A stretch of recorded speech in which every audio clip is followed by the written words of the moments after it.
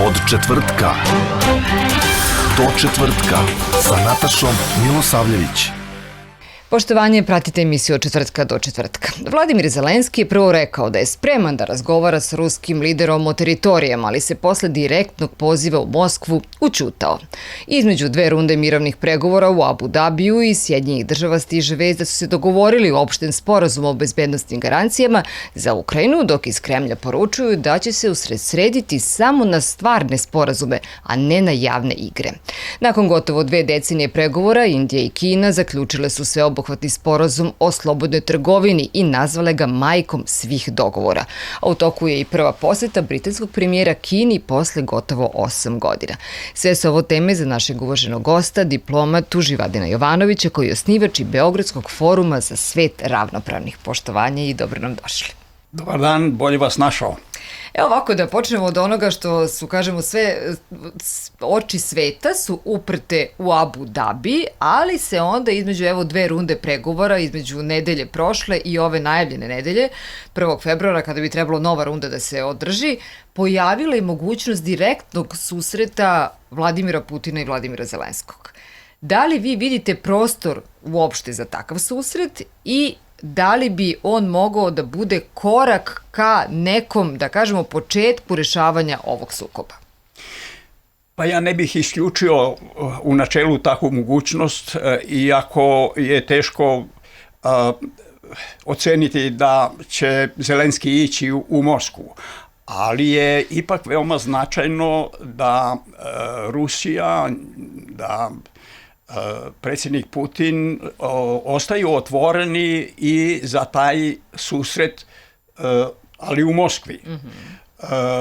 To je jedan potez aktivan koji tera drugu stranu da ili prihvati ili ako može da opravda odbijanje. U svakom slučaju susret kao tema je nov i pozitivan znak.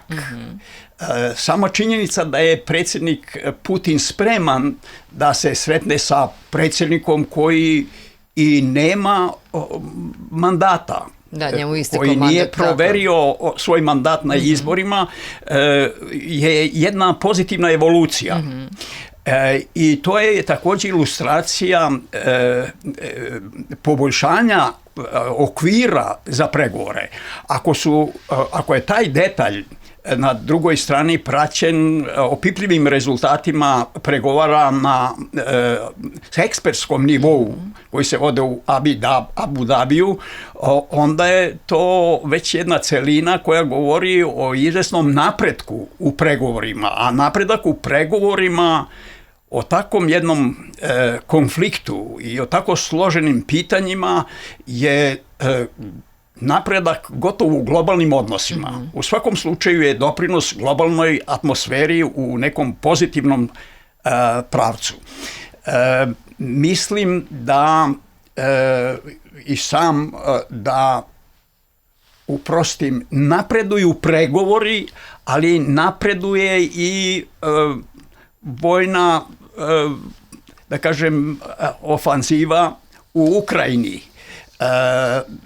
Tako da bilo bi možda nedovoljno realno predviđati skoro postizanje dogovora o tako složenim pitanjima kakva su na stolu pred pregovaračkim timovima.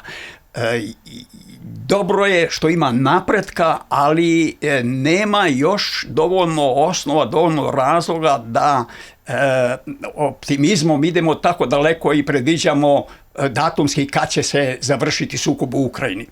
Da, ovo što smo dobili vest da je iz Sjedinjenih Američkih Država, da su oni zapravo, Mark Rubio, o njemu se radi, državni sekretar, kaže da je postignut opšti sporazum o bezbednostnim garancijama za Ukrajinu, ali iz Kremlja mu je već Lavrov odgovorio da poručuje, kaže da će se usredsrediti samo na stvarne sporazume, a ne na javne igre. Što znači da su Rusi zapravo stalno govore da pregovori traže tišinu, da traže mir, da se ne izlazi sa svakim korakom baš u javnost. Da li vam to onda uliva nadu da može da dođe do zaista nekog poboljšanja odnosa?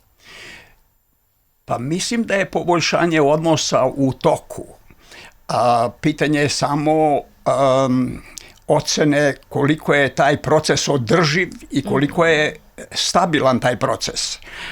Da vas pitam samo, izvinite, ali može Rusija da veruje Americi danas kao garantu možda ovog sporazuma? Da li možda veruje Zelenskom da će se pridržavati nekog dogovora ukoliko do njega dođe?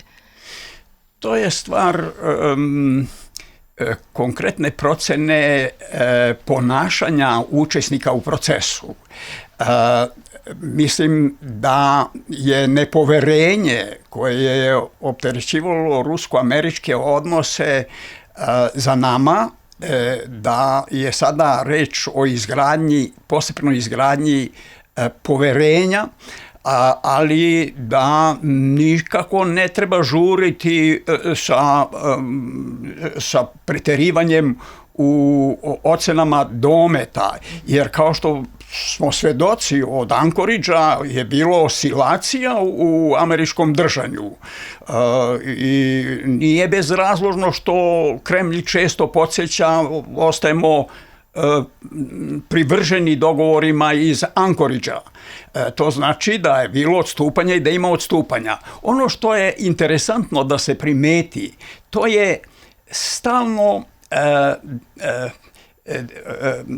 slanje nekih pozitivnih poruka i optimizma iz Vašingtona o napretku u pregovaračkom procesu, o tome da gotovo mnogo dobro se razvijaju stvari i tako dalje. Ja u tome vidim jednu taktiku da te pohvale koje dolaze iz Vašingtona su više namijenjene kao slanje obaveza i kao zahtevi, a nego kao pohvale. Međutim, vidimo s druge strane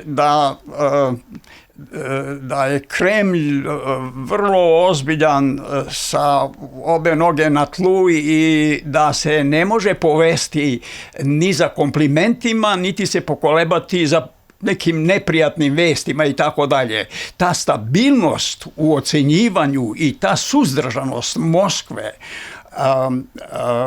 je rezultat stamenosti, jedne stamene politike i jednog akumuliranog vekovnog iskustva da veliki prodori, veliki rezultati se ne postižu preko kolena, niti preko noći. I znamo i već od davnina da za tu poslovicu rusku, da Rusi sporo sedlaju konja, ali dugo voze, dugo jašu. Rusi, za razliku od Amerikanaca, drže se oprobano pozitivnih metoda pregovaranja i vode pregovore u dobroj veri, što znači ne idu za nekim propagandnim ili političkim efektima od danas do sutra. Oni u svojim reakcijama i u svom držanju uz jedan ustaljeni metod, oprobani metod klasičnog pregovaranja, u stvari govore koliko se na njih i na dogovore sa njima može osloniti. A kod Trumpa i kod Amerikanaca vidimo te oscilacije. Danas oduševljenje, sutra neka kritika, neko reagovanje koje nije, da kažem, primereno za poduhvate i projekte kao što su projekat mira u Evropi. Bio bi za suzdržanost, jer ne treba trčati ispred rude i lično bih se pazio pohvala iz Vašingtona. Razlog za suzdržanost na ruskoj strani postoji upravo zbog toga što uvek kad se puno pričalo i kad se puno detalja iznosilo iz toga šta je postignuto, gde su problemi, šta je na stolu i tako dalje, nije se dobro završavalo. I mislim i tu na ruskoj strani više me impresionira taj državotvorni državnički stav netransakcioni, netransakciona politika i diplomatija, a na američkoj strani vidi se uticaj, da kažem, formiranja predsjednika Trumpa, pre svega kao velikog i uspješnog biznismena, a onda i kao uticajne javne ličnosti i političara, državnika i tako dalje. I tu je, da kažem, izraziti taj mentalitet pravljenja dilova, brzih dogovora i tako dalje. A u stvari dosad su čak i u Washingtonu morali da shvate da je sigurniji taj put korak po korak, suzdržanosti, ono što mi govorimo, prvo skoči pa kaže hop, i da takav jedan korak po korak, segment po segment uliva samopouzdanje, pouzdanje, poverenje i postojanost. A da ne treba ni pohvalama, niti kuđenjem uticati na taj proces ili ga ubrzavati neprirodno.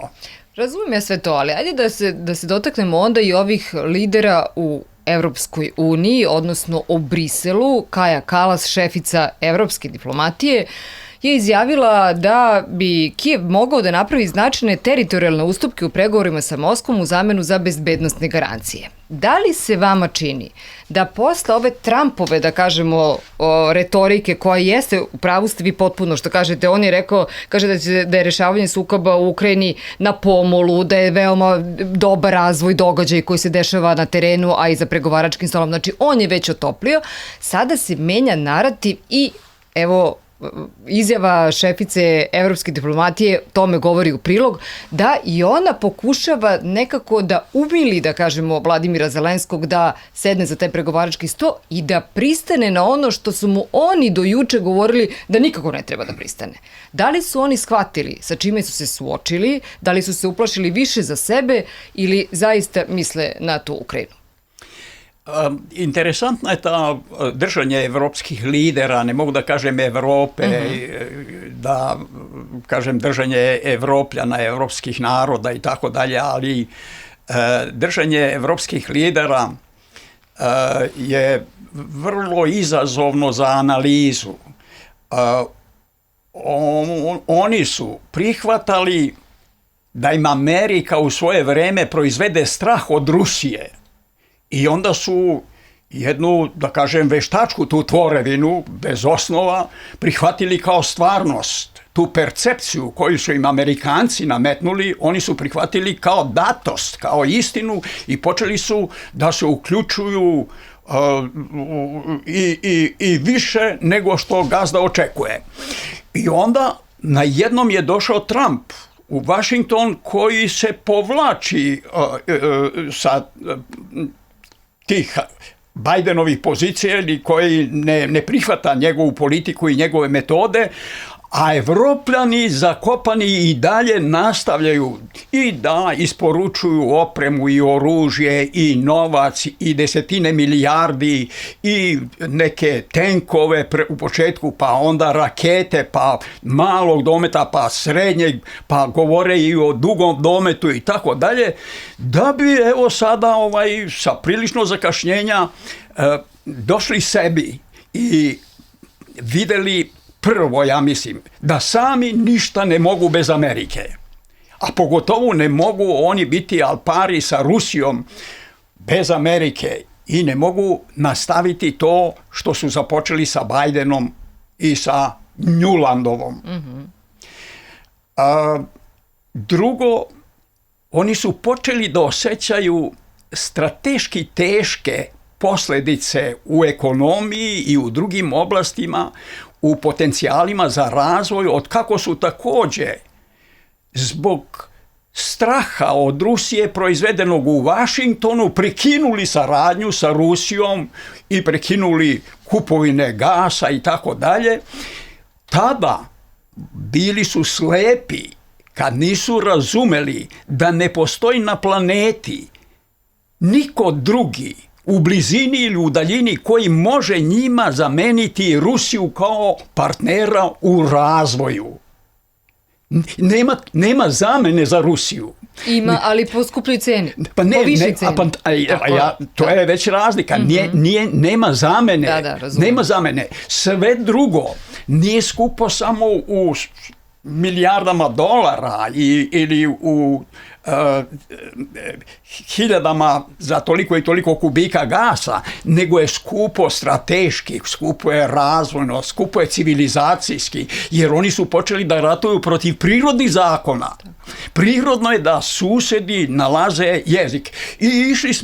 I došli smo danas do toga da nemački premijer, koji je zagovornik dodatnih 100 milijardi evra za naoružavanje Nemačke, koji je zagovornik čvrste ruke i tako dalje, najednom se probudio i kazao Rusija je sused Evrope. Pa to je strahovita promjena, to je neverovatna promjena, a rekao je jednu notornu istinu. No, rekao je, Rusija naš sused i poručio moramo da vidimo vreme pred sobom u kojem ćemo normalizovati odnose sa Rusijom. Sve druge supstitucije i pokušaje i tečni gas u tankerima i nova prihvatilišta za te tankere i nove flotile ili traženje novih tržišta, sve je to neadekvatna zamena za deo onoga što Rusija kao sused znači za budućnost Evrope. Nema, dugo nije bilo tajne, ali jedno vreme se nije pričalo uopšte da jedan od glavnih ciljeva američke dugoročne strategije je zabijanje klina u odnosima između Rusije i Evrope. To se znalo i tako dalje, jer se Amerika boji narušavanja sopstvene globalne pozicije ukoliko dođe do približavanja i jedne široke saradnje Rusije i Evrope. Najednom i to su prihvatili te strahove koje je proizvela Amerika. Prvo je proizvela strahove od Rusije, a onda kazala mi će da vas štitimo, a zaštita košta 5% od BDP-a za odbranu. 5% vašeg GDP-a morate davati američkom vojno-industrijskom kompleksu. Inače Rusi će vas progutati. Sad izmenio se Trump, sad oni nisu, pa su sada posle dugo razmišljanja došli k sebi, odnosno približili se sopstvenim interesima i zapazili da im je Rusija sused.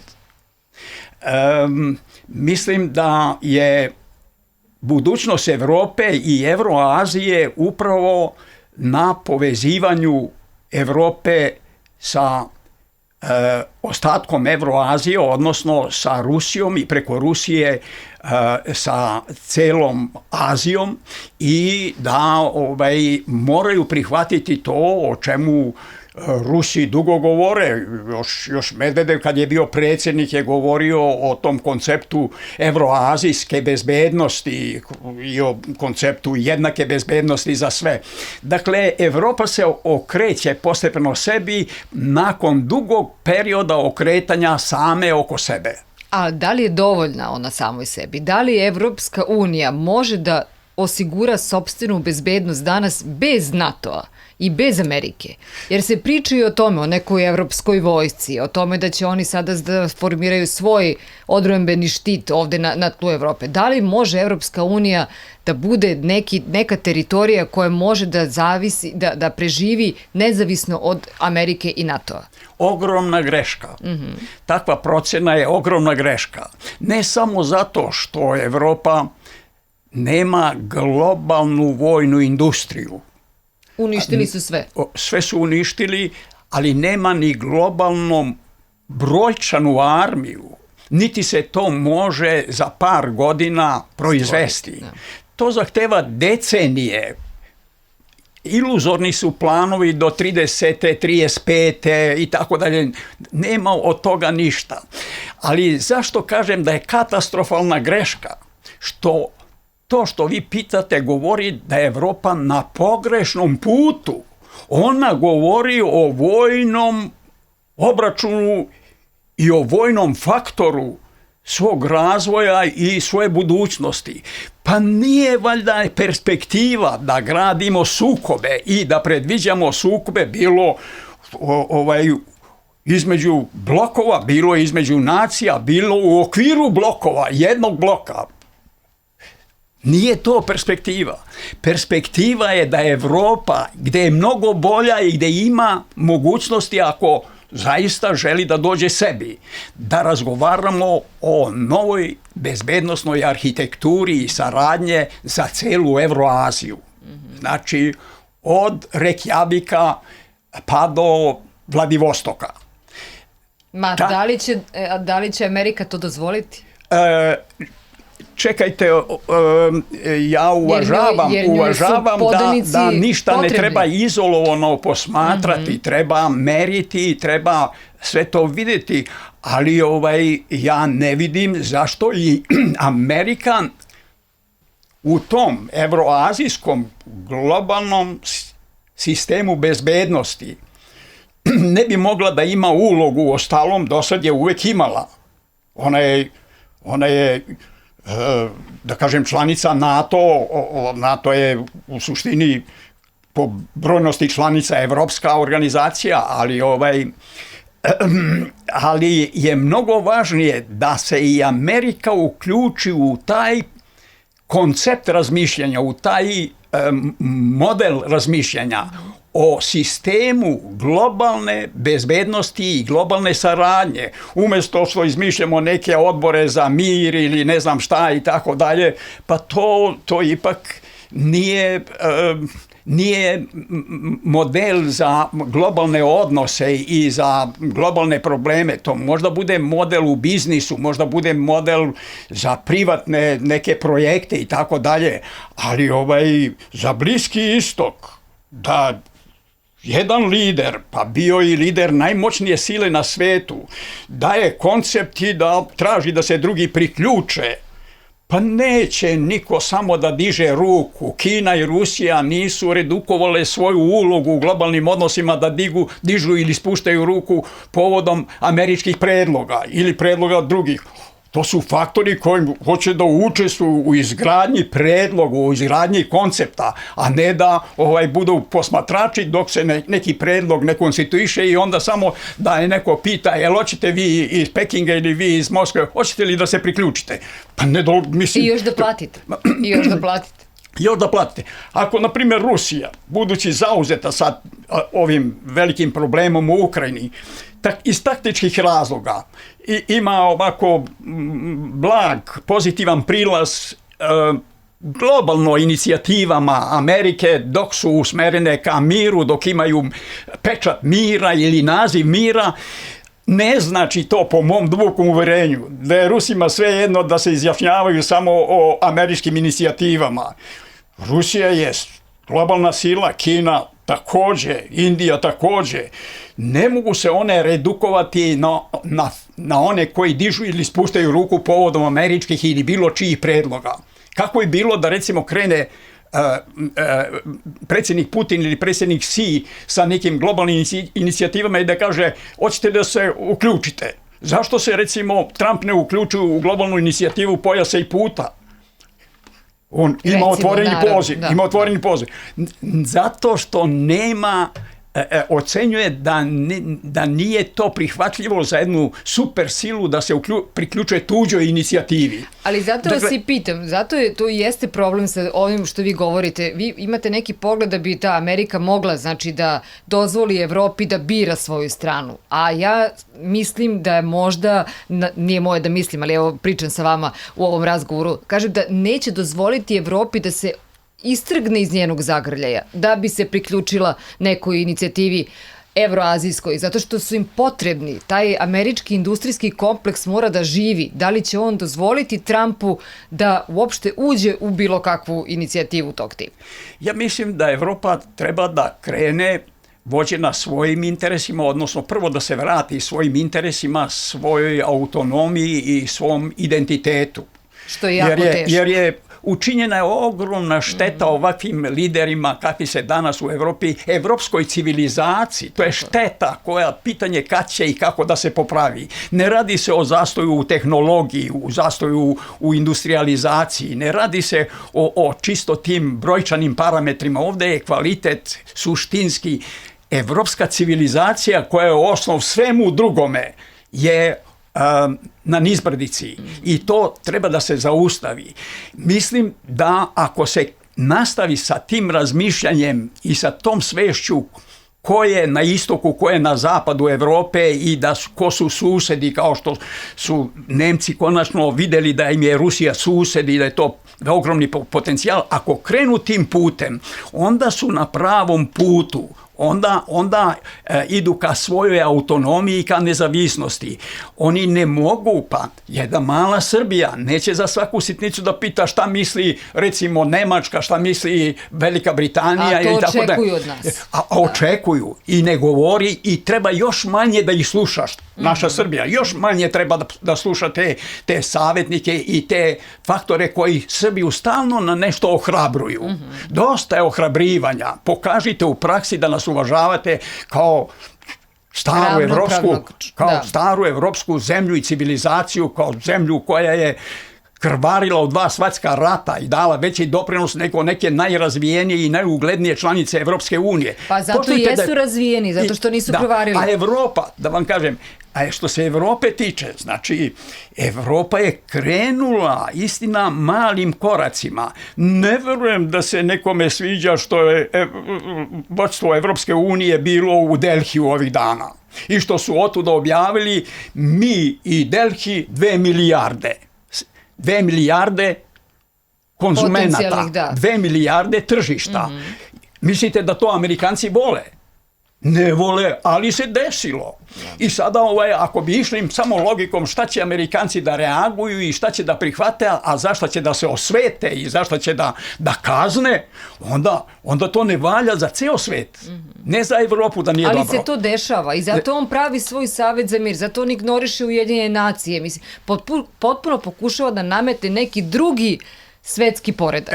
On pokušava i dobro je da znamo šta pokušava, da vidimo kuda to vodi i da tražimo adekvatne odgovore na sve to.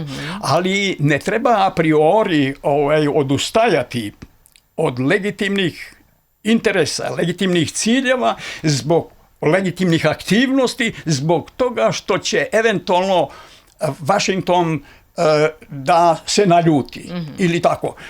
Pa slušajte, postoji i mera do koje se može nekome ugađati. Ta mera ugađanja drugome nikad ne treba da bude iznad mere ugađanja sebi, svom narodu, svojoj državi i tako dalje. Znači, Evropa, uostalom, mora imati toliko inicijativa na liniji svoje autonomije da ne sme da zaostane u korišćenju prostora za autonomiju koji je dat novom američkom politikom. Taj prostor postoji, on nije postojao do sada. Sada postoji i nikako se ne treba povlačiti od granice toga što je na raspolaganju. Stalno gurati napred, nekonfrontacijski, to i ne očekujemo od Evrope, iako ima...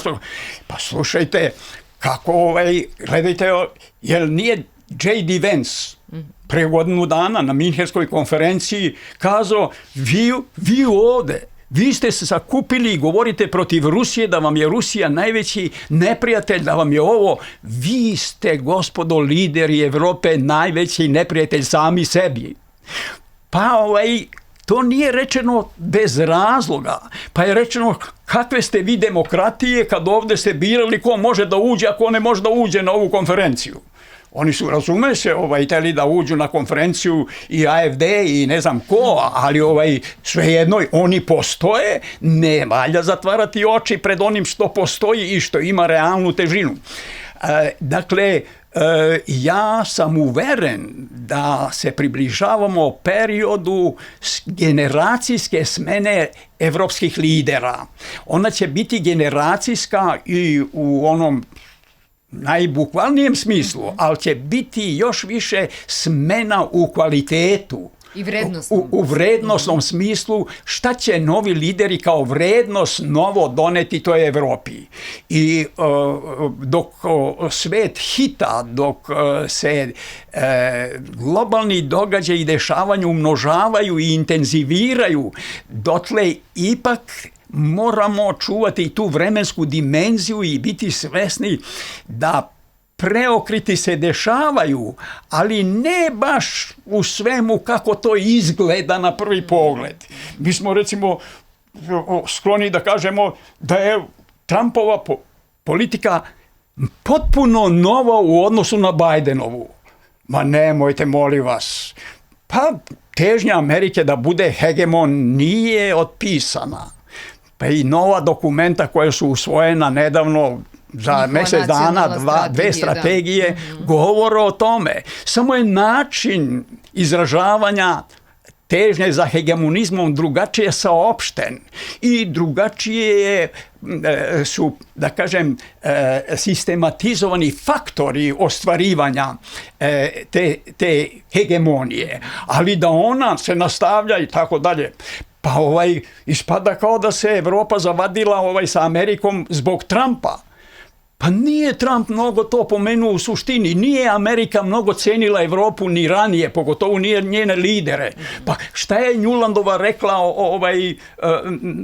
na predlog svog ambasadora iz Kijeva, treba da se konsultujemo sa Evropskom unijom, šta je ona rekla? Pa je to bilo znak cenjenja Evrope? Ne, ovo je otvoreniji i to je nov vredan kvalitet.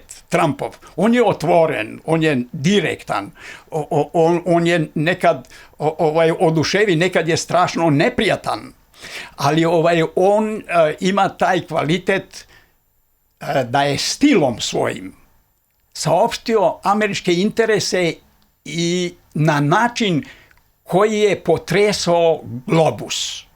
Znači, on je ne toliko nove ciljeve, ne toliko nove ambicije, ne toliko ni nove metode saopštio na način koji je razdrmao svet. I ja mislim da je to pozitivno što je razdrman svet, jer kao što narod kaže, ne pada sneg da pokrije breg, nego da zverke pokažu tragove. I Trumpov sneg je izazvao da svako pokaže svoj kvalitet i svoje težnje i svoje domete i svoje politike i svoje strategije. Tako je i Evropa mogla možda na tom Trumpovom snegu da vidi sebe. Bolje se videla. I mi smo evropska zemlja. Mi ništa drugo nego dobro želimo Evropi. Ne volimo da nam ta Evropa zapoveda, ne bi ni rođenom bratu dozvolio da mi zapoveda. Pa nije Evropa čiji smo deo, ali inače se mi radujemo svakom uspehu, pa i tim pozitivnim znakovima pozitivnih promjena, kao što je to sada razmišljanje o, da kažem, normalizaciji evropsko-ruskih odnosa. Rano je govoriti u tim terminima, ali ovi signali jesu priprema i javnosti i svega. Neke zemlje su se već pobunile, donali su odluku da žele da se Evropa oslobodi od ruskog gasa do 2027. godine, ali evo već Mađarska i Slovačka su rekla da će se žaliti protiv toga, što znači da ono što ste malo čas vi govorili, te zemlje misle o svojim nacionalnim interesima, misle o svojim građanima i bitnije im je da imaju tu vertikalu nekih vrednosti koje one žele da imaju, koje već imaju i da su u dobrim odnosima sa Ruskom federacijom nego da misle na Brisel i na ostale lidere. A ostali lideri će se verovatno u nekom trenutku odozvati pameti i poslušati. To je budućnost Evrope. Tako je, da. To je budućnost Evrope. Danas imamo 2 ili 3 ili 4 ili 5 lidera iz Evrope koji su za razumnije odnose sa Rusijom i za razumniju politiku Evropske unije. Ja se samo pitam, hoće li dozvoliti Evropa, odnosno Zapad, tim liderima da opstanu na vlasti? Zato što se dešavalo, spominjala sam i ranije u emisijama, da evo u Rumuniji kada jedan je predsjednik pobedio, oni su poništili izbore pa su onda stavili svog čoveka. Mislim, teško je danas Viktoru Orbanu, čini mi se, teže danas da opstane nego što je to bilo pre 4 godine. Ja sam ubeđen da će mu biti lakše, da razvoj ide nezadrživo u pravcu urazumevanja Evrope, u pravcu stvarnog okretanja Evrope sebi, svom identitetu i svojoj autonomiji. Pa oni imaju i poruke iz Vašingtona da tako treba da se okrene sebi. Kakva je poruka Vašingtona što se tiče odbrane Evrope? Gledajte, organizujte se, izdvojite više novca, vi morate sami imati vašu odbranu. Da li mogu? Ne, ali treba da imaju normalnu odbrambeni sistem, normalni da imaju. Ne za konfrontaciju i ne sa logikom mi se spremamo za rat. Sa logikom mi se spremamo za mir sa Rusijom, mi se spremamo za mir u svetu i zato mi idemo brže u razmišljanje o novoj arhitekturi bezbednosti i saradnje u Evropi. Ova ne postoji. Ova sadašnja što se zove OEPS, to je apsolutno, to postoji kao aparat, ne znam, čudi me da Trump koji napušta toliko drugih organizacija iz razloga štednje, čudi me da ne napusti OEPS, na primjer, zato što to je jedna organizacija i jedna birokratija koja konzumira mnogo sredstava, a ne daje nikakve rezultate. Više proizvodi probleme da bi opstala na tezi imamo posao, imamo obaveze i tako dalje. Pogledajte što rade takozvani visoki predstavnici u Bosni i Hercegovini ili na drugim stranama. Oni proizvode probleme i na njihovom rešavanju onda argumentišu zašto su potrebni, zašto su neizbežni, zašto treba da budu tamo. Znate li vi da visoki predstavnik ima preko 20.000 evra platu mesečno? Pa on čuva to. Pa ja sam čuo nekoliko, ne jednog visokog predstavnika iz Bosne i Hercegovine u 4 oka da mi kaže mnogo mi je dobro, imam toliko i toliku platu i to su ljudi koji slušalcima vašeg radija ili čitocima dnevne štampe izgledaju kao neke gotovo nedodirljive veličine. Vrlo prozaični i prizemni motivi i on čuva to sebe. Vidite, ovi se zabrinuli u Haškom tribunalu, Amerika uskraćuje finansiranje. Za njih nije toliko loše jer Soros će nastaviti i neki drugi da daju pare, ali su se uplašili šta će da bude sa njima. Nema više, znači nema zatvaranja, nema zatvorenika, a nema para. A ima velikih želja za udobnim životom, za velikim platama i tako dalje. Tako da ne treba iz straha ili iz pukog razmišljanja kako će Amerika da reaguje na politiku Evrope ako evropski lideri krenu ovim ili onim putem, odustajati od hodanja ka svojim interesima i ka interesima koji su legitimni i tako dalje. I mora Evropa također se vrati međunarodnom pravu i principima. Ne može da hita ni za svoje dobro ako je to kršenje međunarodnog prava i tako dalje. Pa evo vidite, globalni jug, sve češće je tema reparacije za period kolonijalizma. I legitimno je to.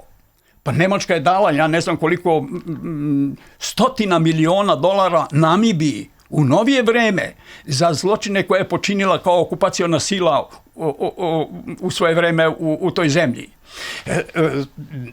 Ljudi su se osvestili, globalni jug više se zaustaviti ne može, nekad zbog mnoštva tih incidentnih situacija i mnogo dramatičnih događanja na Bliskom istoku ili u Evropi ili u Latinskoj Americi i tako dalje. Čovjek se pita pa dobro, kuda idemo i tako dalje.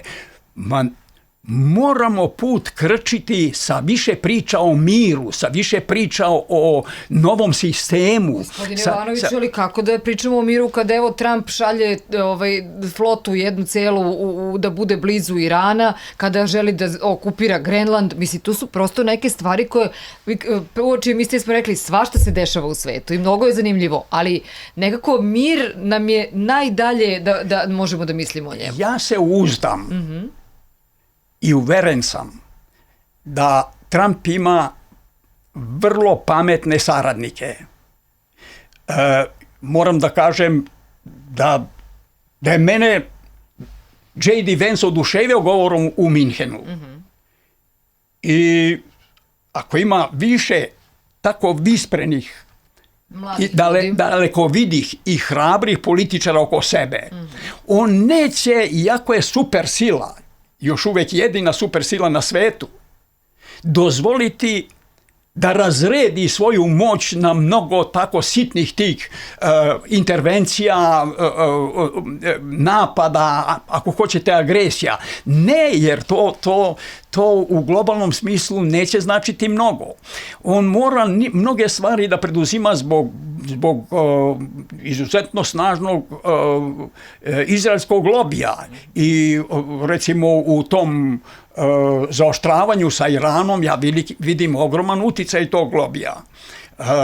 Ne vidim, znači ti ljudi, to okruženje, ta produkcija ideja u Vašingtonu, mislim da je dovoljno kapacitirana da osjeća do koje mere se može ići agresivno, a kada se prelazi linija kad počinje bumerang. Jer to se vraća. Niko nije dovoljno moćan, bez obzira što imamo tvrdnje da Americi nikom ne treba. To nije istina. Vi pogledajte u prethodnoj strategiji nacionalne bezbednosti retko gde su se pominjali saveznici u tekstu. Tekst od 30 stranica. Tu i tamo, ali više držite se na distanci, smisao je. Poruka saveznicima. U ovoj novoj od pre nedelju dana strategiji odbrane, tu ne možete izbrojati na koliko mesta se govori o saveznicima. Istina, mnogo više o saveznicima u Indo-Pacifiku, ali o saveznicima uopšte. Pa otkuda ovde sad u novoj strategiji Amerika prva, ali ne u izolacionizam. Zato što je ona prva strategija od pre mjesec dana ličila mnogima na izolacionizam. Ne, sada se vrši izvesna korektura onoga što je tamo rečeno. Jesu sadržine, teme, da kažem, donekle različite. Ili ako običnom čovjeku ne možeš da objasniš kakva je razlika između bezbednosti i odbrane. To je nerazvojno u stvari. Ali svejedno tu postoje te dve strategije i u ovoj, kad vi pogledate, vidite prvo da Amerika ne odustaje od hegemonizma. Samo je drugačije upakovano. Ona ide sada na regionalne, da kažem, postavljanje regionalnih focal pointa, tačaka oslonaca, koji će biti u manjoj ili većoj meri autonomni i zaduženi da obezbeđuju američke interese u regionu. Amerika tu ne mora biti neposredna, ali ono što je vidljivo, ona obezbeđuje ne veliku, ali ključnu pomoć.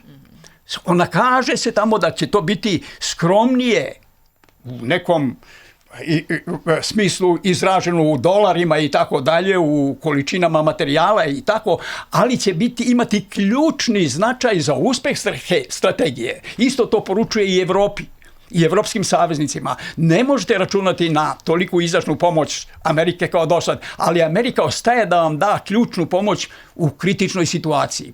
Tako da dok ima razloga da se tako krupne stvari kao što su političke odluke o tome kuda idemo, kuda ide Evropa, da se uzme u razmatranje svi aspekti i ponašanje svih faktora, pa ako hoćete i reakcije svih faktora, uključujući Ameriku, razume se.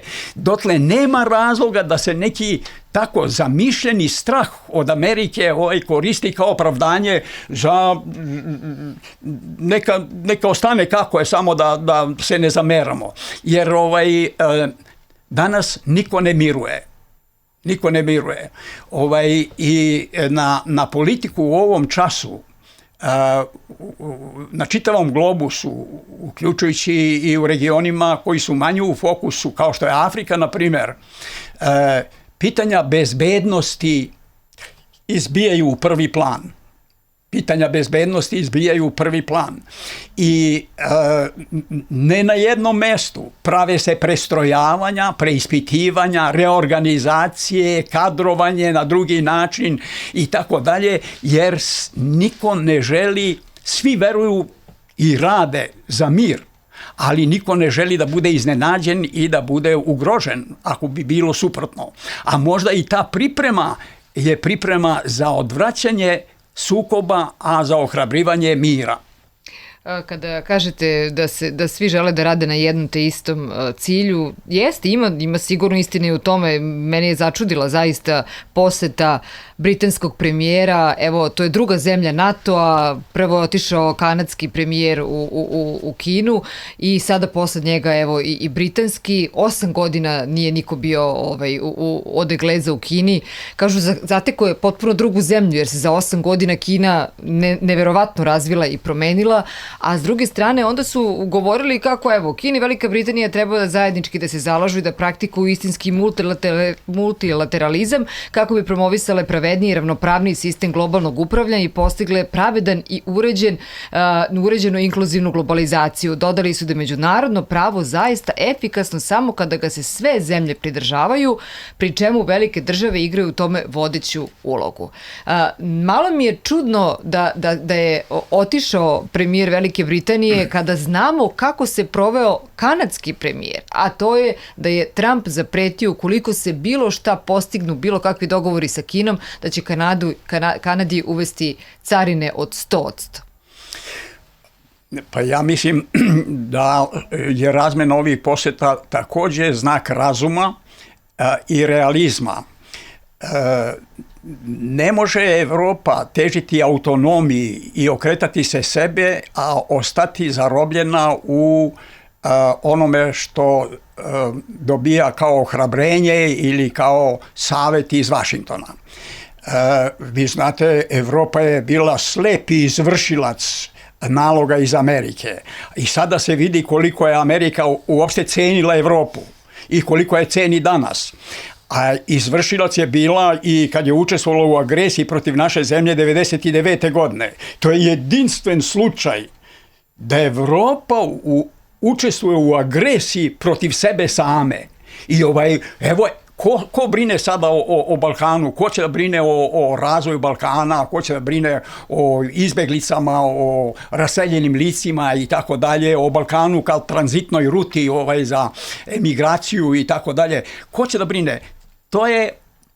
Haos je napravljen po želji Amerike, ali u izvršenju, u izvedbi Evrope. Evropa je u tome učestvovala i za nas ima da joj se uzvraća to kroz sve te socijalne probleme, kroz probleme unutar društva, kroz rast kriminala, rast svega što destabilizira kulturu, identitet i tako dalje. Dakle,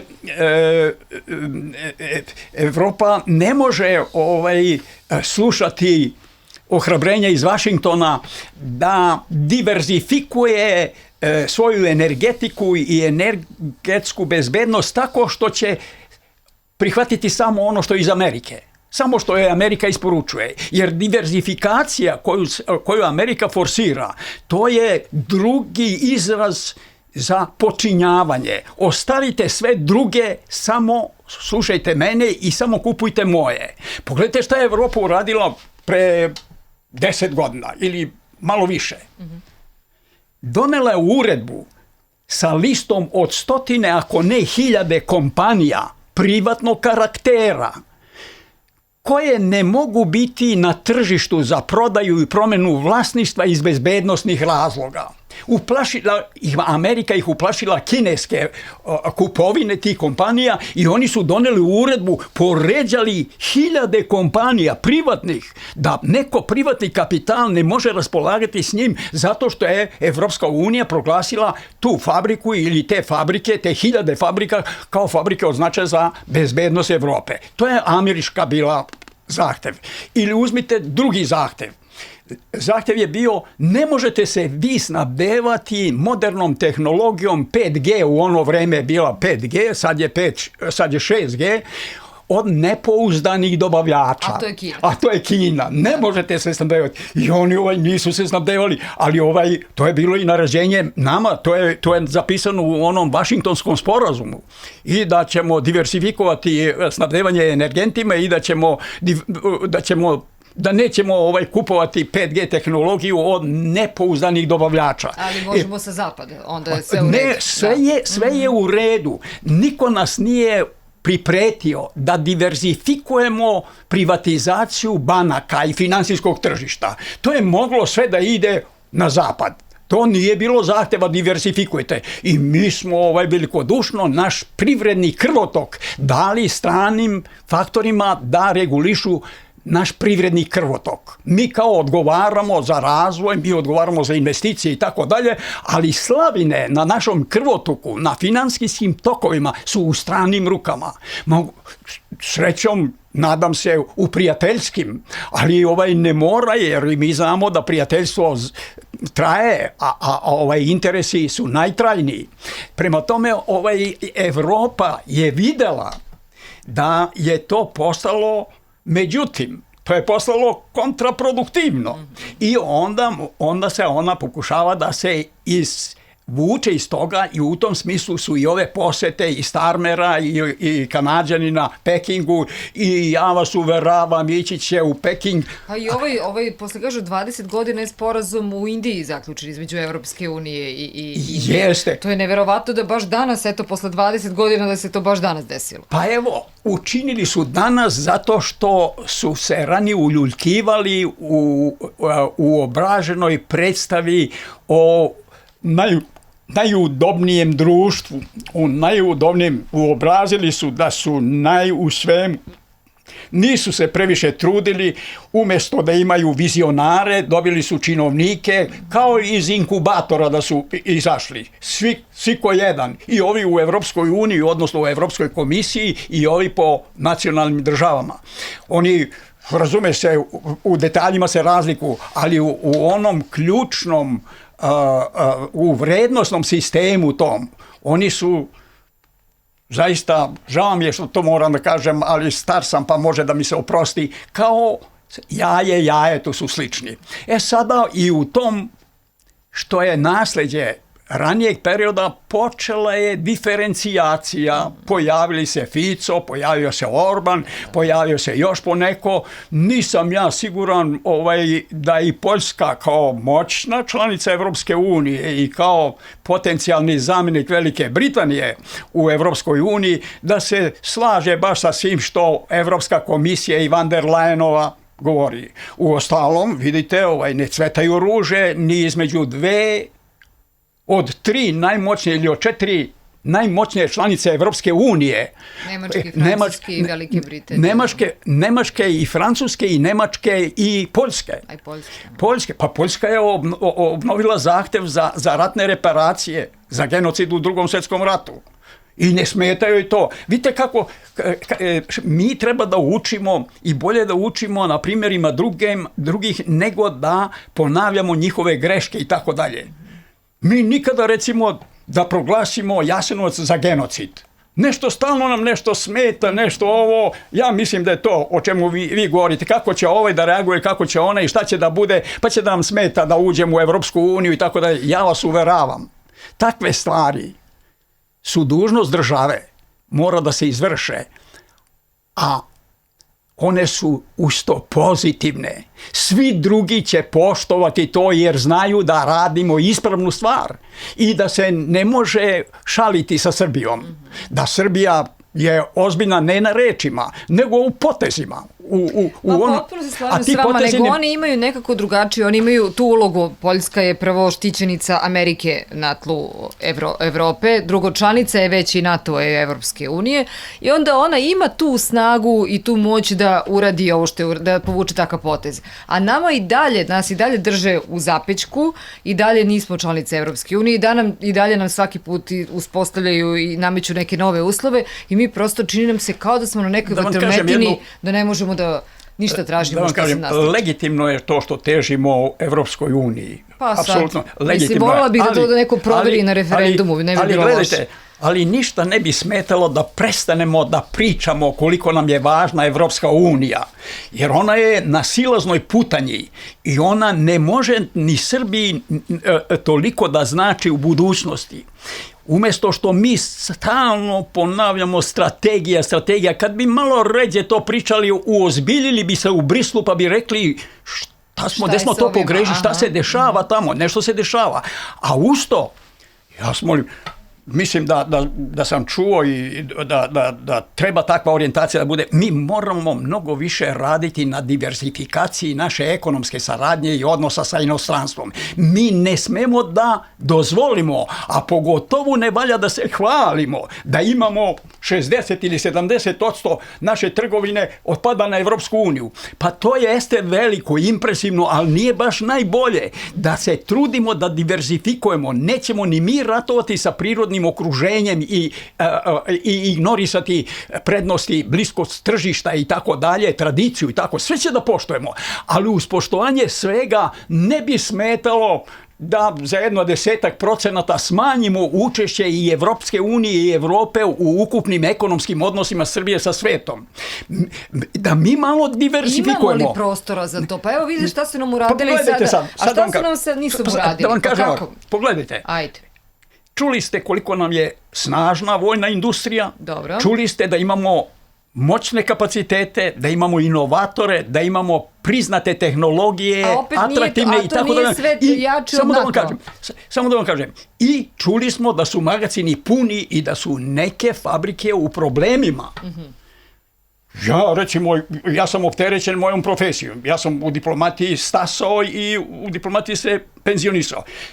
Ja, da sam na mestu koji može da nešto uradi, ja bi pitao, na primer, sve naše ambasadore, Dobro. dao bi mi instrukciju, raspitajte se šta od vojne opreme kupuje zemlja u kojoj vi radite. Raspitajte se od koga kupuje, po kojoj ceni i tako dalje. Cilj je da ispitate postoje li prostori za prodaju našeg oružja. U Afriku, tamo ima desetine zemalja. Da. Pa slušajte, Pa samo za njih da radimo bilo bi dosta, jel? Pa gledajte, pa to Evropa ne kupuje od nas. To Evropa, Evropa jeste zaostalo u vojnoj i ukupnoj industriji i zaostaje na globalnom planu. Za Srbiju će biti još desetine godina primer i nedostižni cilj, ali ona zaostaje, sve jedno ne kupuje naša, ona proizvodi svoje. U Evropi nemamo tržište. Ali evo prilike da ja zaposlim diplomatiju, ne da prenosi rekla kazala. Šta je ovaj rekao, šta je onaj rekao, nego, slušajte, i pitanje vašeg statusa zavisit će u velikoj meri od sposobnosti da nađete tržište za naše vojne proizvode. Za našu specijalnu proizvodnju. Imamo li mi diplomate za to? Jel imamo Slušajte, diplomate da za vam to? kažem, ima previše takvih diplomata, samo nema potražnje za njima. Znači, može da se nađe, ali potražnja, potreba kreira. I vi, kad bi ja znao da nešto znam dok me vi ne pitate. Tako. Kad me pitate, ja se suočim sa pitanjem i tu I se radite na vidi rešavanju. delo na videlo. Tako. I mi imamo čak i sada raspoređene sposobne ljude koji nisu zaposleni ili koji nisu pravilno usmereni. On više to, da li je stabilno, nije stabilno, da li je ovo, ono, i tako da. Slušajte, ambasador koji prvi obezbedi prodaju 50 miliona, ili ne mora 50, 5 miliona nove vojne robe naše u Africi, dobija priznanje, neko priznanje. Da. I da svi znaju da se to nagrađuje i da se to ceni. Jer mi možemo, mi i treba i opremamo u prvom redu našu vojsku, našu armiju. I nema nekog drugog prioriteta. Ali ako imamo viška, pa nećemo tu ima i kamate i tako dalje. A imam diplomatu, imam 100 ambasada, imamo u svetu i konzulata. Da dobije svako zadatak da prodaje to. Da ide kod ministra odbrane, da ide kod ovog, razgovarajte, utvrdite ko su im partneri, pošto se kupuju ovo, pošto ono i tako dalje, i da se onda merimo, što kaže, na istinskom igralištu. Da ne budemo zavisni dalje od te Evropske unije. Znači da vi, kad biste bili danas u vlasti, odnosno kad biste bili deo državnog aparata, dali biste takvu preporuku da se što više oslonimo sami na sebe i na druga tržišta, a ne na Evropsku uniju. A gde su evropske vrednosti? Gde nas vidite danas u ovom trenutku? Da li da se okrećemo, da li bi vaš, da kažemo, taj put bio ka istoku ili negde u sredini između istoka i zapada? Najpre, što se tiče tog oslonca, ja sam oduševljen što ste vi pomenuli oslonac na unutrašnje snage. Znači, mi smo postali zavisnici od inostranstva, ama ne samo na tom tržišnom, ekonomskom planu, nego i na tom planu vrednosti. Mi smo postali zavisnici. Previše smo potpali i dopustili uticaj zapada i zapadne kulture ovde, previše. A sa tom kulturom koja je takođe ugrožena, tamo govorili smo o tome, dolazi i štetne stvari, štetne, da kažem, vrednosti, ako nije to neka kontradikcija. Znači, svašta nam dolazi u inostranstvu. Pa gledajte, vi radite u medijima, pogledajte u medijima koliko se često koriste strane reči, strani izrazi, koliko mi nismo važni, niti smo obrazovani, niti smo ozbiljni ako umesto koristi ne kažemo benefit. To moramo da vidimo. Pa onda kad vam izađe neko ovde pred mikrofon pa kaže cost benefit sistem i tako dalje, onda odmah izgleda pametniji, onda to je iskompleksirano, to je inferiornost, to je znak za veliku zabrinutost. Koliko nam se tuđica useljava dnevno u naš srpski jezik? Imamo li mi neki odbrambeni mehanizam da branimo našu kulturu i da branimo naš jezik od toga? Imamo mi neku komisiju koja odobrava reči? Mi imamo komisiju i imamo zakon, smo doneli da moramo da kažemo ok, vi ste novinarka, ali ne znam, žena nije pisac, nego je spisateljica ili ne znam kako. I otišli smo do paradoksa u gađanju zahtevima iz Brisla, ali nismo razmislili šta je suština. A suština je da sačuvamo naš identitet i našu kulturu. I suština je još nešto, hvala vam na prilici da kažem, ja lično smatram da Srbija nije samo nacija, da je Srbija civilizacija. Srbija ima toliko osobenih univerzalnih vrednosti kao što nemaju ni srednje ili neke čak i veće zemlje. Mi imamo toliko, naša istorija je vrednost po sebi i dovoljno da samo pogledamo kroz šta smo sve prošli, pa da kažemo možemo li mi biti isti kao oni i zašto bi mi bili isti, šta mi treba da ostavimo, a šta od njih da uzmemo to. I to se ne menja niti se usvaja po deklaraciji ili po ohrabrivanju ili po naređenju. To se pusti da prirodno se kristališe šta je vredno, šta nije vredno i da prirodnim putem bude ili prihvaćeno ili odbijeno. To se ne naređuje. To je činovnički da ja donosim zakon koja reč kada treba da se koristi. To smo dobili od tih lidera iz kompjutera. Znači, mi smo to dobili, toga treba da se čuvamo. Dakle, moramo se više osloniti na naše vrednosti. Mnogo podržavam vraćanje prodate imovine stranim kompanijama. Podržavam to što od stranaca otkupljujemo, istina dosta retko, ali to što je to u publicitetu, u medijima, tumačim kao da rukovodstvo države shvata koliko je to važno, pa nas o tome obaveštava. Znači, moramo sačuvati takve potencijale kao što je elektroprivreda. Ne smemo to prodavati, to niko ne radi. To ne smemo, jer to nije pitanje trgovine, to nije pitanje tržišta, to je pitanje bezbednosti. Ne smemo vode koje smo prodali strancima, vodu za piće. Kad bi to mogli da vratimo, da naši izvori vode budu kod nas. Ako smo prodali, recimo, ne znam da li smo prodali Hrvatskoj neke vodene izvore. Pa slušajte, u mom selu tamo jednom kaže nema knjaza Miloša. Kaže, kako nema knjaza Miloša? Kaže, sad je velika potražnja u Crnoj Gori, pošto je sezona tamo turistička, pa se tamo troši. Pa čekaj, ali sezona je u Hrvatskoj još veća nego u Crnoj Gori. I šta? Znači, naše tržište, zbog toga što je voda u stranim rukama, u stranom vlasništvu, ostaje bez toga. Ako Hrvatska će sigurno iz svojih izvora ne znam gde ih ima, da li u Vrnjačkoj banji ili ne znam gde ih ima, ona će podmirivati svoje tržište. A možemo mi da budemo žedni i da ostanemo žedni, ili ćemo piti vodu drugog kvaliteta, ili ćemo morati da kupujemo